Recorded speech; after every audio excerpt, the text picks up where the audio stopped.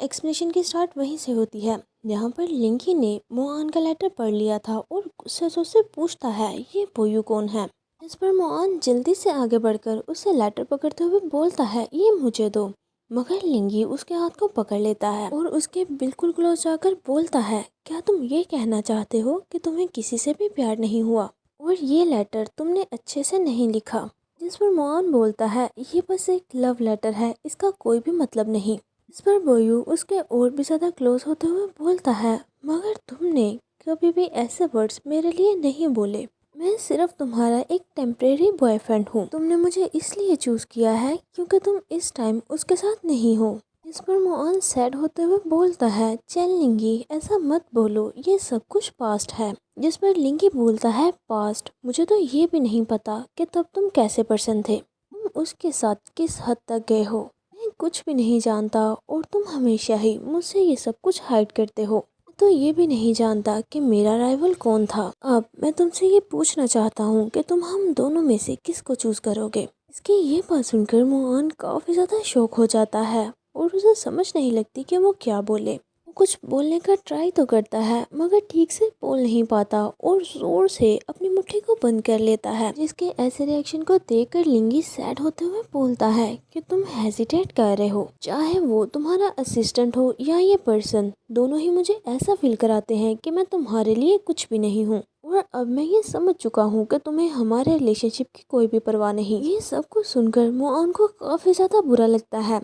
इतने में लिंगी वो लेटर उसे थमाते हुए बोलता है मैं रिजाइन कर रहा हूँ, मैं दोबारा कभी भी तुम्हारे सामने नहीं आऊँगा। मैं ऐसे लोगों को लाइक नहीं करता जिन्हें अपनी ट्रू फीलिंग्स ना पता हो। मेरे और बोयू में से तुम सिर्फ एक को ही चुन सकते हो। ये बोलकर लिंगी वहाँ से जाने लगा था। मोहन उसे वहाँ से जाता देख रहा था और उसकी आंखों में आंसू थे। वो इस टाइम काफी ज्यादा सैड था। उसके जाने के बाद मोहन वहाँ खड़ा लेटर को पकड़कर बुरी तरह से रोने लगता है। हम लिंगी को देखते हैं जो कि अभी भी डोर के पास ही था। वो वहां से तो निकल आया था मगर चलने की उसमें बिल्कुल भी हिम्मत नहीं थी। वो पीछे मुड़कर डोर की तरफ देखता है। हम देख पाते हैं कि उसकी आंखों में भी आंसू थे और वो भी काफी ज्यादा सैड था। फिर वो हिम्मत करके बाहर आता है और किसी को कॉल करके बोलता है कल मैं वापस आ जाऊंगा, इस सिटी के बाहर तुम मेरे लिए एक कार अरेंज करके रखना। इसके बाद हम नेक्स्ट मॉर्निंग का सीन देखते हैं। मोहन अपने रूम में लेटा हुआ था और इस टाइम भी वो काफी ज्यादा सैड था। उठने के बाद जब वो बाहर आता है तो वो सोफे को देखकर वहीं खड़ा हो जाता है और सोचने लगता है क्या सच में वो चला गया। इसके बाद हम देखते हैं कि मोहन एक स्क्रिप्ट को पकड़े कहीं खड़ा हुआ था और यहाँ पर भी वो अपने ख्यालों में ही खोया था। जिसे ऐसे गुमसुम देखकर कोई पर्सन उसे बुलाता है, जिसकी वॉइस सुनकर मोहन चौंकते हुए अपने सेंसेस में वापस आता है। जिस पर वो पर्सन बोलता है अब तुमने परफॉर्म करना है। हम देखते हैं कि वो किसी जगह पर इंटरव्यू देने के लिए आया था। वो रूम में जाता है और वहाँ बैठे जजेस को बो करता है। फिर वो अपनी परफॉर्मेंस उन्हें दिखा रहा था। स्क्रिप्ट में काफी सैड लाइन्स थी जिस पर मोहन भी इस वक्त काफी ज्यादा सैड था और वो बोलता है अगर पॉसिबल हो तो मुझे छोड़कर मत जाओ। इसके ऐसे इमोशंस को देखकर वो जजेस काफी ज्यादा इम्प्रेस हो जाते हैं। एक जज बोलता है तुम्हारी परफॉर्मेंस काफी ज्यादा अच्छी थी, तुमने काफी अच्छी तरह से इस सीन को प्रेजेंट किया है। दूसरा जज भी बोल देता है कि बुरी नहीं थी, तुम्हारे डायलॉग्स में अंडरस्टैंडिंग नजर आ रही थी। जिस पर मोहन उनके सामने बो करके बोलता है थैंक यू टीचर। जिस पर वो पर्सन बोलता है ऐसे ही हार्डवर्क करते रहो, जो रोल तुम्हें चाहिए जल्द ही वो तुम्हें मिल जाएगा। और मोहन तो मन में सोच रहा था हमेशा से मेरा यही गोल रहा है, टीचर मेरी तारीफ कर रहे हैं इसीलिए मुझे खुश होना चाहिए, मगर क्यों मैं सैड फील क्यों कर रहा हूँ। इसके बाद जब मोहन इंटरव्यू से बाहर निकलता है तो असिस्टेंट उसके सामने था। वो काफी ज्यादा चौंक कर पूछता है क्या सच में चैन लिंगी ने रिजाइन कर दिया है। जिस पर मोहन नॉर्मल टोन के साथ बोलता है हाँ। असिस्टेंट पूछता है इतनी अचानक से क्यों, क्या दोबारा वो मिलने आएगा। जिस पर मोहन बोलता है शायद वो कभी भी वापस नहीं आएगा। इसके बाद हम सिटी ली का सीन देखते हैं। यहाँ पर एक बड़े से होटल के सामने एक कार आकर रुकती है और उसमें से एक पर्सन बाहर निकलता है। हम देखते हैं कि वो पर्सन कोई और नहीं बल्कि लिंगी था। उसके आसपास काफी ज्यादा बॉडीगार्ड थे और उसे देखकर वो उसे बो करते हैं और बोलते हैं, चैन लिंगी, क्या आप वापस आ गए हैं? और ऊंची आवाज में बोलते हैं, वेलकम बैक चैंगी। इस सीन को देखकर तो हम क्लियरली ये जान पाते हैं कि लिंगी एक नॉर्मल पर्सन तो बिल्कुल भी नहीं है। जिस पर लिंगी उन्हें अपने सामने देखकर उन्हें दोबारा से काम पर लगने का ऑर्डर देता है।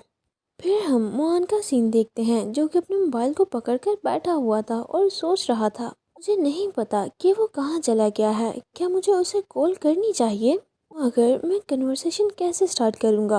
मैंने ना चाहते हुए भी उसे हर्ट कर दिया है। शायद ये अच्छा होगा कि हम एक दूसरे को तंग ना करें।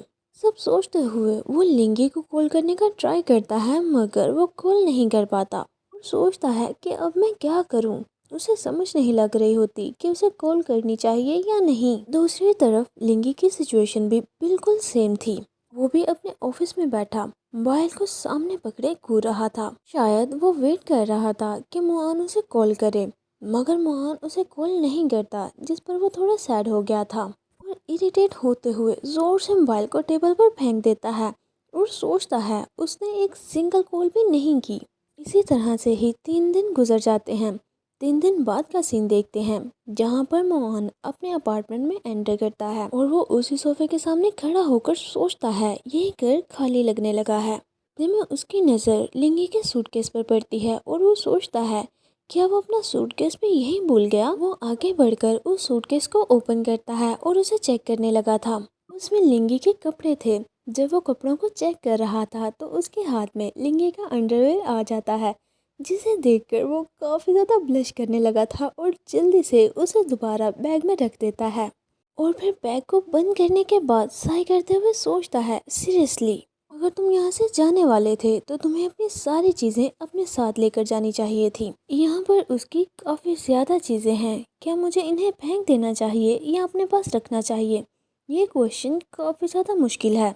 इसके बाद उसकी नज़र उसी सीढ़ी पर पड़ती है, जिसे देखकर लिंगी काफ़ी ज़्यादा हंसने लगा था। वो उसी सीन को याद करने लगता है और उसे लिंगी का स्माइली फेस याद आ रहा था, जिसे याद करते हुए अब उसके फेस पर भी स्माइल आ गई थी और वो सोचता है ये चीज़ थोड़ी सिली है। इस टाइम वो लिंगी को काफ़ी ज़्यादा मिस कर रहा था। इसके बाद हम उसे सोफे से टेक लगाए फ्लोर पर बैठा देखते हैं, जहाँ पर वो मोबाइल को हाथ में पकड़े सोच रहा था। अचानक से मैं उसे काफ़ी मिस करने लगा हूँ। ये सोचते हुए वो आखिरकार लिंगी को कॉल कर ही देता है, मगर उसका नंबर तो इस टाइम बंद था, जिस पर लिंगी और भी ज़्यादा सैड फील करने लगता है। वो इस टाइम काफ़ी लोनली फील कर रहा था। इसके बाद सीन ऑफिस में शिफ्ट होता है, जहाँ पर वही लेडी और असिस्टेंट बैठकर बातें कर रहे थे। जहाँ पर वो लेडी बोलती है, पिछले हाफ मंथ से मोहन को क्या हुआ है, वो अक्सर ही छुट्टी पर रहता है, ऐसा लगता है कि आजकल वो ठीक नहीं रहता। इस पर असिस्टेंट रिप्लाई करता है, जिन ड्रामों में वो आजकल रोल प्ले कर रहा है वो काफ़ी सैड है, शायद इसी वजह से वो ऐसा लग रहा है। इस पर वो लेडी बोलती है, हाँ ये बात सच है कि एक्टर्स को अपने रोल में डीपली इन्वॉल्व होना पड़ता है, जिसकी वजह से वो डिप्रेशन में भी जा सकते हैं, मगर हम ऐसे कंटिन्यू नहीं कर सकते। इस सिचुएशन में तो सिर्फ उसकी सिस्टर ही हमारी हेल्प कर सकती है। वो है अब मोहन को उसके डिप्रेशन से बाहर लाएगी। और इसी के साथ आज का ये चैप्टर यहीं पर एंड होता है। अगर आपने ये वीडियो यहाँ तक देखी है तो प्लीज़ जल्दी से इसे लाइक कर दें और साथ ही साथ कमेंट बॉक्स में एक हार्ट भी सेंड करें। तो चलिए मिलते हैं आपसे नेक्स्ट वीडियो में, तब तक के लिए take care and bye bye.